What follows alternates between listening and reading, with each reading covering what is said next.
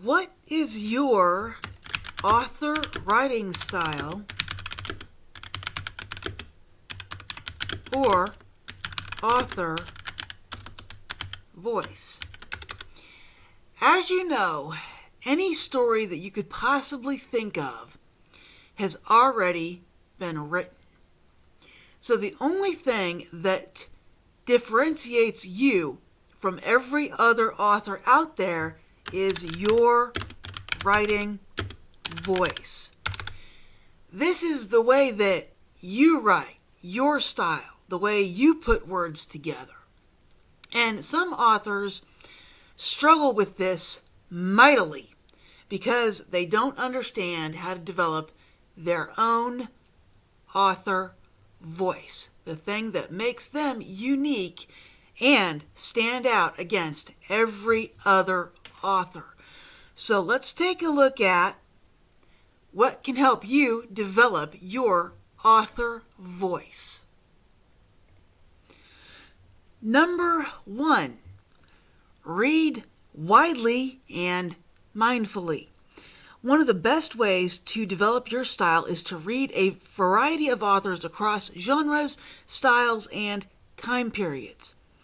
This approach can expose you to a range of voices and techniques and give you ideas and inspiration for your own author voice. And while you read these other authors, ask yourself, what do you admire about them? What passages do you really, really like? Look closely at how that other author uses language, sets the mood, and describes characters. Analyze their techniques. Try to pinpoint specific elements in these passages like sentence structure, word choice, or pacing, and ask yourself why they work and how they make you feel. Here's another thing.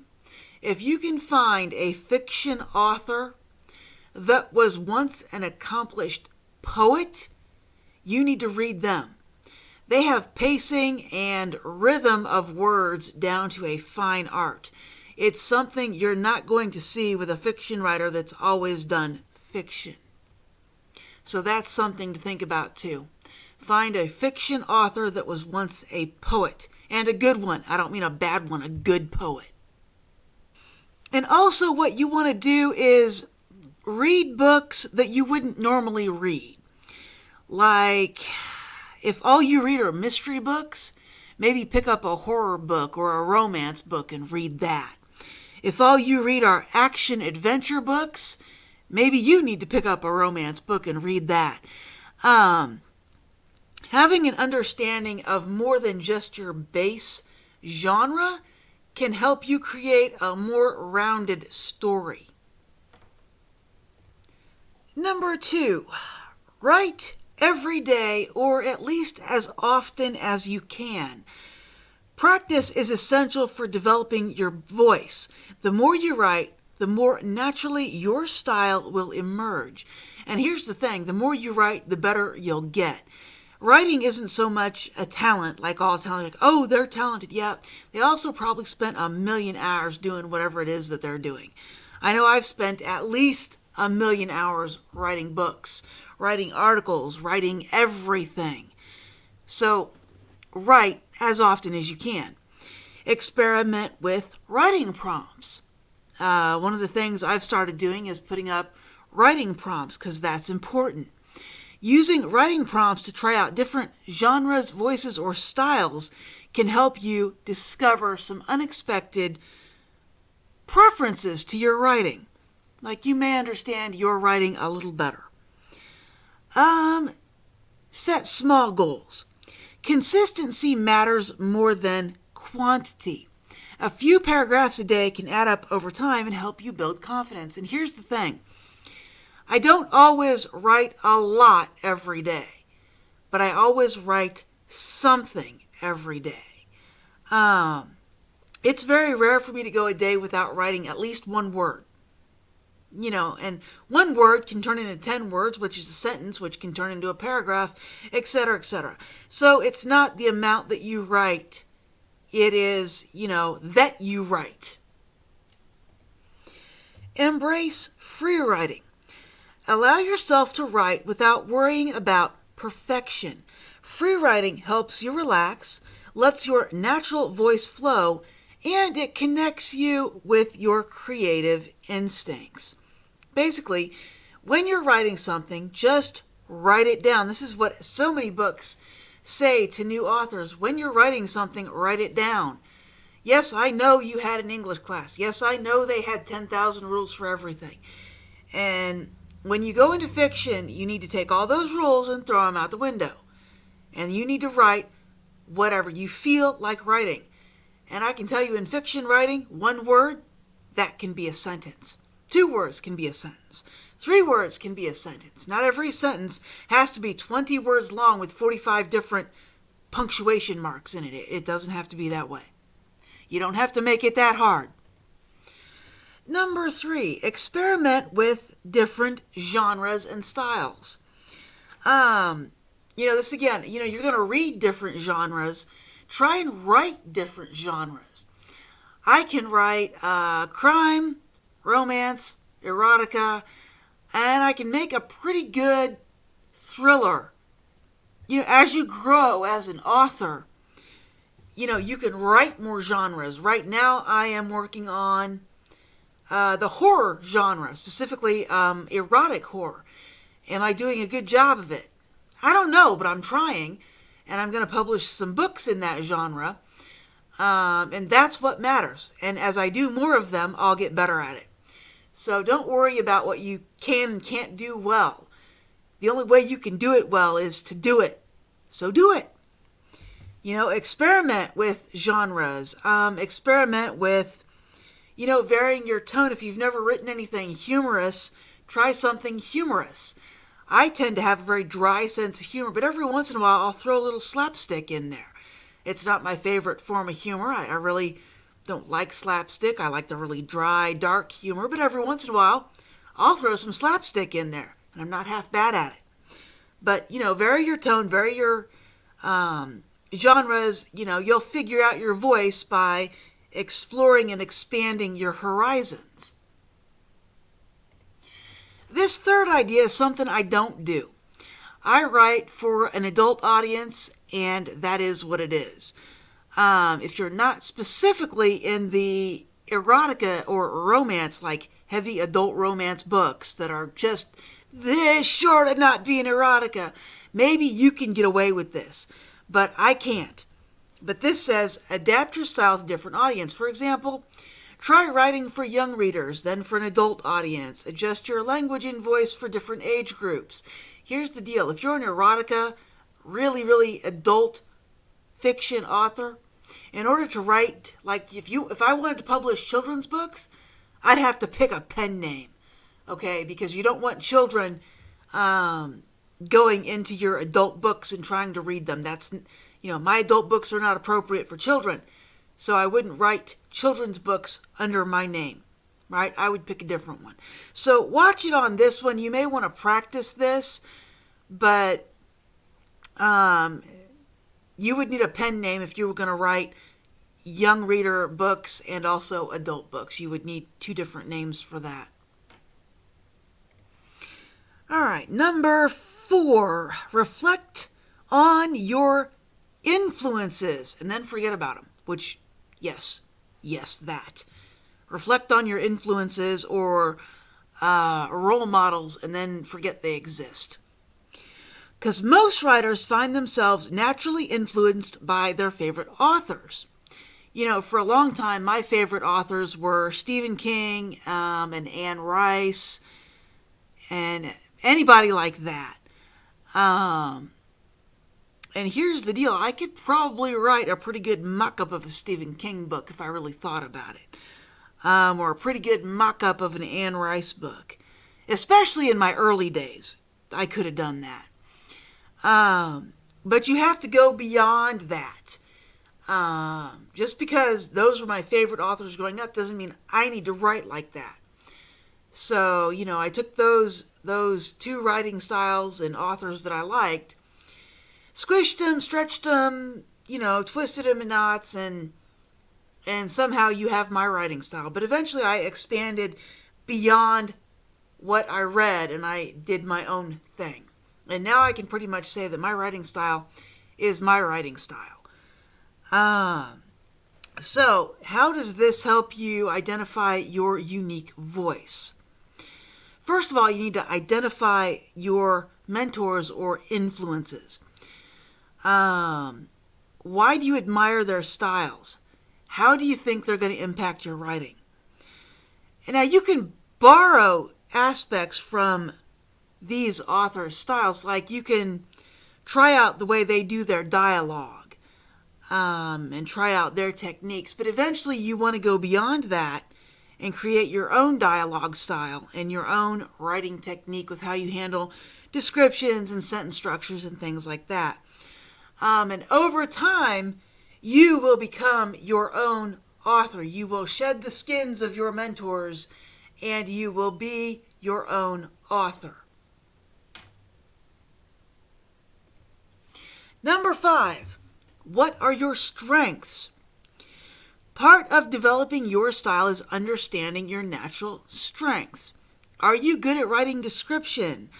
Are you good at writing dialogue? Do you excel at writing narration, like the kind that you would find in like a hard-boiled detective novel? Figure out what you do well. For me, that's dialogue. My books always start off with dialogue. I might write a setting paragraph at the top, but then, my first drafts are all dialogue. Even my final drafts are like 80% dialogue. So that's where I excel, is writing dialogue. And if you're not sure where you excel, you can seek feedback. Ask others what they notice about your writing. What patterns do they see? What themes? What do they think your strengths are? And then once you have all that feedback and you've really analyzed yourself, take your strengths and build on them. Work on your strengths and then work on these things that maybe you're not so good at. That'll make you a better, well-rounded author. And as you develop these, you will also develop your author voice. Number 6, experiment with language. Language choice is a big part of style. The words you choose, how you structure your sentences, and even the rhythm of your writing will all contribute to your unique author voice. Go ahead and play with word choice. Experiment with synonyms and see how different words affect tone and mood. I do this a lot. Do I want to use the word house or dwelling or home? What word do I like? And it depends on the story and what I'm going after, but in some books I exclusively have used the word dwelling. Some structures I use house or cottage or mansion or things like that. The English language especially has a lot of words for the same thing. Figure out which ones work for you, or even which ones work for your story. And you can also experiment with sentence structure, the length, using fragments, or, switching between complex and simple sentences.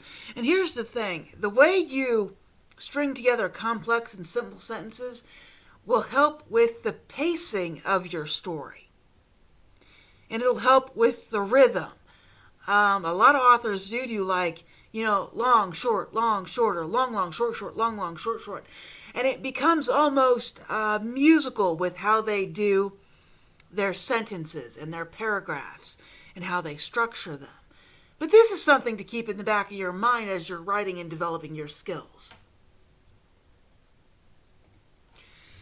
Think in metaphors and similes. Create your own comparisons rather than relying on common phrases that can make your stuff feel cliche. Like, she's as sharp as a tack. Yeah, how many times have you heard that one? Or, he's lower than a snake in a ditch. How many times have you heard that one or something similar? Make up your own. This can make your writing feel fresh and inspirational. It can even add humor if you can think of something funny. But try not to use too many cliches when it comes to your metaphors and similes.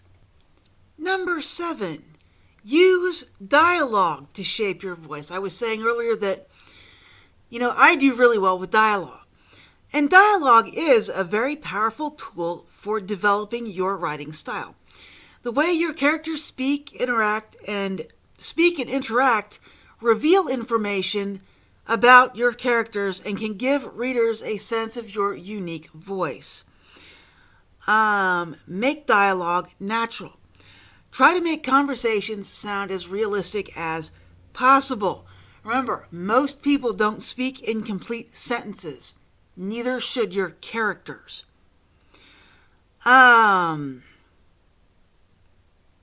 Use dialogue tags sparingly. But what I would caution you against is not using them at all. I see authors do weird things with dialogue tags. You'll see, mow the grass, Jimmy yelled. No way, Billy Cantor whatever doodled. Go to your room, Mom sighed. Don't do those, okay? If you feel like using any other dialogue tag other than said or asked, the way I like to say this is you get to use that twice, so make it count. You can literally put in 2 times, Bob yelled, go to your room, okay? You get yelled twice in a book, twice. Otherwise, it's going to be really awful for the reader. And here's the other thing. You can skip dialogue tags when you've got 2 characters talking and it's just those 2 characters. But about every 5 lines, you need to remind your reader who's talking. And if a 3rd character walks into the room, you better identify them. It can't be, hi, my name's Bill. Hi, my name's Joe. And then, Joe talks and Bill talks and Joe talks and Bill talks. And somebody else goes, hi, what y'all doing? But you don't say who that is. Make sure you announce your characters when they come into the room. And don't leave pages and pages of just dialogue without telling your readers who's talking. I have seen that before.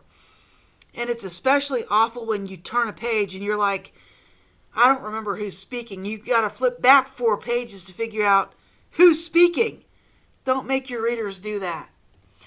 And the reason I say all that is because that stuff disappears into the text. Your readers don't really see it. It doesn't make a lasting impact. So don't worry about it. Said and asked is fine. Said and asked every time is fine. Number 8, keep a journal.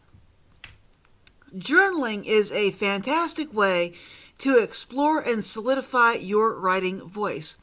It provides a space for unfiltered self-expression, which can help you tune into your authentic style. To help you with that, you can write daily observations. What do you notice throughout the day? These can help you, create character descriptions later on in books. Explore your own emotions and reactions. When something happens, explore how you feel about it.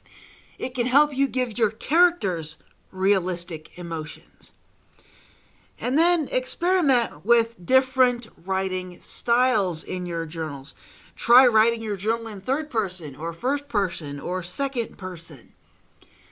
Experiment with those voices, because eventually you may want to write a book in, 1st or 2nd person.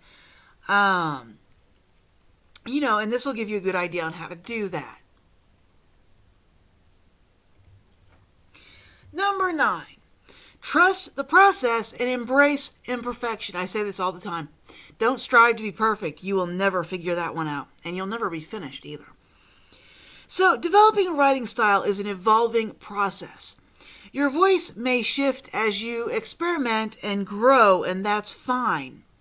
You don't have to find the perfect style for you right away.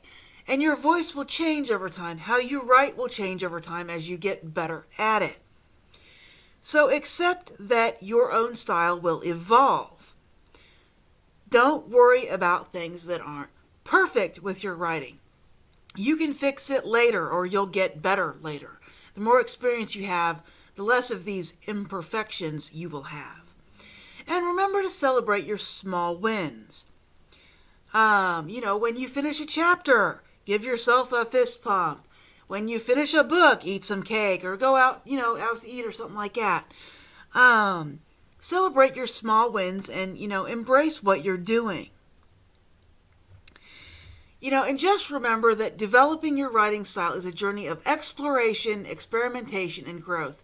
Your voice is unique and will reveal itself over time as you write, read, and reflect.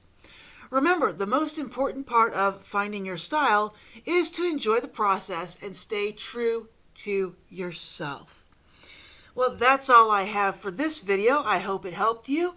Remember to like and subscribe, and I will talk to you later.